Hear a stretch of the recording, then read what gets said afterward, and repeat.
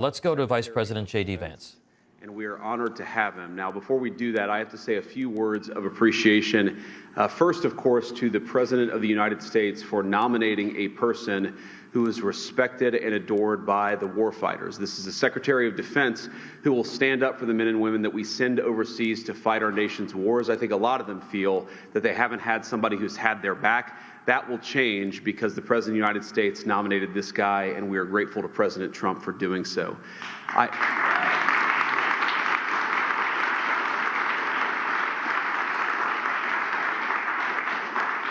I also want to say thank you to my Senate colleagues. It turns out we couldn't spare one, and all of you did an incredible job.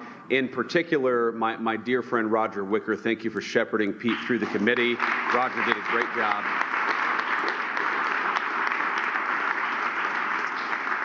And in addition, all of the members of the Senate Armed Services Committee, who I know gave Pete the vetting and the hearing that he deserved, and I'm glad that we all ultimately decided that the President's nominee for Secretary of Defense ought to be our actual Secretary of Defense, and we're here today. I'm going to say one final thing. If you look at what has separated President Trump from so many of the people who came before him, it is the view that, number one, we should be sparing in how we deploy our most precious resource, which is the men and women who are willing to put on the uniform and put their life on the line for this country. We shouldn't send them everywhere, but two, when we do send them anywhere, we ought to empower them with the tools necessary to fight and win quickly and come home afterwards. And that is what sets this administration apart, and that's what Pete Hegseth represents.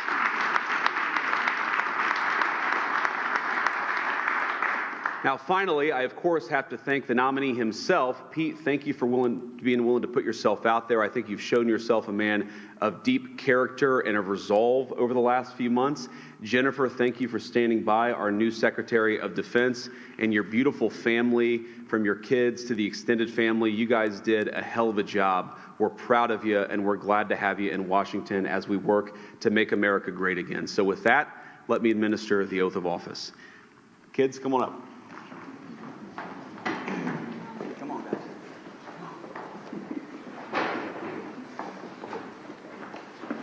All right, put your hand on the Bible, raise your right hand, and repeat after me. I, Pete Hegseth. I, Pete Hegseth. Do solemnly swear. Do solemnly swear. That I will support and defend the Constitution of the United States. That I will support and defend the Constitution of the United States.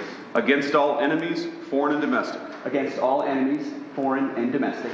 That I will bear true faith and allegiance to the same. That I will bear true faith and allegiance to the same. That I take this obligation freely. That I take this obligation freely. Without any mental reservation or purpose of evasion. Without any mental reservation or purpose of evasion. And that I will well and faithfully discharge. And that I will well and faithfully discharge. The duties of the office on which I am about to enter. The duties of the office of which I am about to enter. So help you God? So help me God. Congratulations, Mr. Secretary.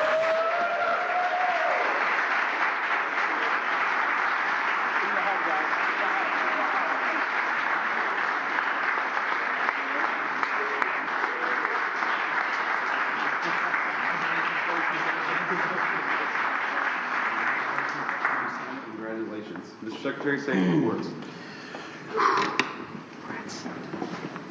All praise and glory to God. His will be done, and we're grateful to be here. And as I said in my hearing, it was Jesus and Jenny. I would not be here without you, sweetheart. Thank you so much. I want to thank the President of the United States, our Commander-in-Chief, Donald Trump. We could not have a better Commander-in-Chief than him. It is the honor of a lifetime, sir, to serve under you. We look forward to having the backs of our troops and having your back in executing peace through strength, in putting America first, and in rebuilding our military. Mr. Vice President, thank you for breaking the tie.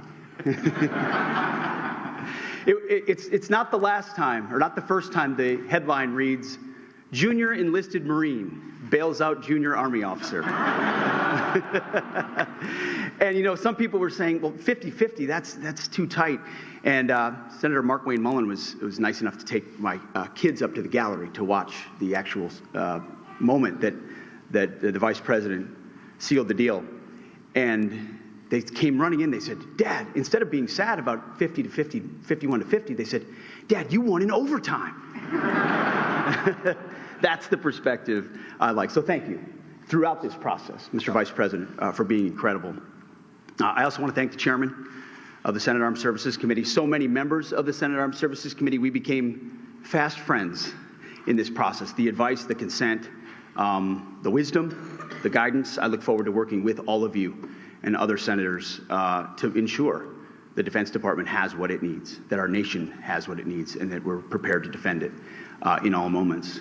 To my staff, amazing staff who were with us this entire process, I see so many of you through thick and thin. We used to look at the betting odds every once in a while on this. It was low at one point. Never do that. But we defied them. And there were so many folks on the inside and then allies on the outside who stood by us every single moment. And we are eternally grateful for that. And I want to thank the warfighters. I want to thank the men and women wearing the uniform. And I've said this before when I speak, and I mean it. Every time I stand at a podium and there's bright lights and cameras, the first thing that goes through my head are the guys that I served with on the battlefield. The men and the women who I lock shields with and put my life on the line with, who never get the spotlight, who never have the cameras, who people don't know what they did in dark and dangerous places. But I know. And at the Pentagon, we're going to remember and we're going to know. And we're going to think about those warriors with every single decision that we make. We will put America first. We will bring peace through strength. And the three principles I talked about are what we will bring to that Pentagon. Restore the warrior ethos in everything that we do.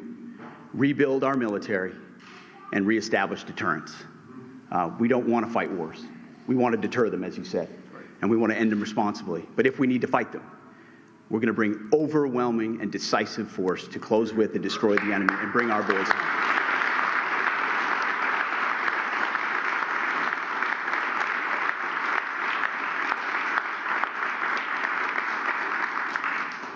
And to my other family that's here as well, who I love, it's the honor of a lifetime. And I would be remiss if I didn't note one person in this room who doesn't expect to be recognized, but Captain Rougeau is here. He was my company commander on my first deployment in Guantanamo Bay. He was there on June 3rd, 2003, when I first swore in as a second lieutenant at Princeton University, and he swore me in. And I wanted to make sure he was here today with me as well. Thank you very much.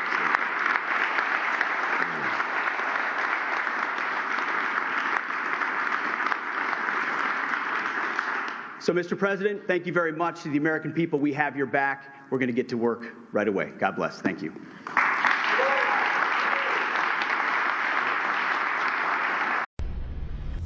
Information. Truth is freedom. Is Newsmax. It's real news for real people.